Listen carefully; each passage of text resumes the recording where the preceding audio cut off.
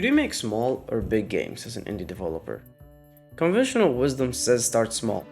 I ignored that, and here's why.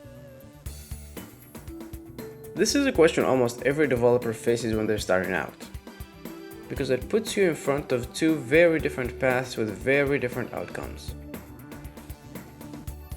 On one side, small games. Something you can finish in a few weeks or months, low risk, low time investment, and if it fails, you walk away with experience and not much else lost. Sounds smart, right? The problem is there's like a billion of those already, and standing out in that crowd is harder than most people think.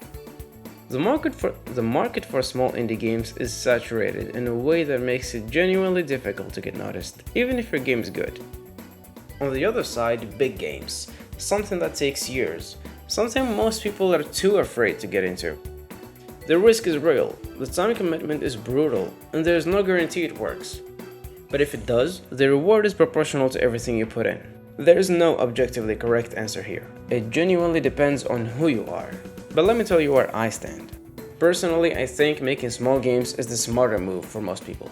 It's a way to build credibility, learn the industry, and potentially make some money without betting years of your life on one thing. If the game fails and you spent like 2 months on it, it's fine. You learned something real without paying too high price for it. Small games are a low stakes education, and for a lot of developers that's exactly what they need. Despite believing that making small games is a smart idea, I committed to making a big game. As you can probably already tell, I'm not very smart. So why did I do it? Here's the thing for small games that nobody really talks about. For some people, and I'm one of them, making something small comes with a quiet voice in the back of your head. A voice that says this isn't going anywhere. There are already 1,000 games like this. Why would mine be the one that makes it? And once that voice gets loud enough, motivation disappears. Not slowly, but instantly. I've started small projects before, genuinely believed in them for a few weeks, and then just stopped. Not because they were bad ideas, no, but because I couldn't convince myself they were worth finishing. So I made a decision. I was going to find an idea I genuinely believed in, something with a story I cared about, something I thought people would actually want to experience, and I was going to commit to it completely, no half measures. The game is called Shelf Life.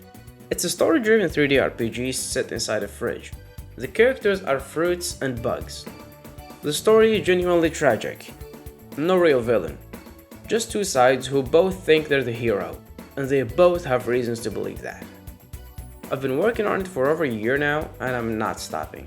Partly because I believe the concept is strong enough to get people interested, partly because the story keeps pulling me forward, and partly honestly because I've passed the point of no return. I've put too much work into this to walk away.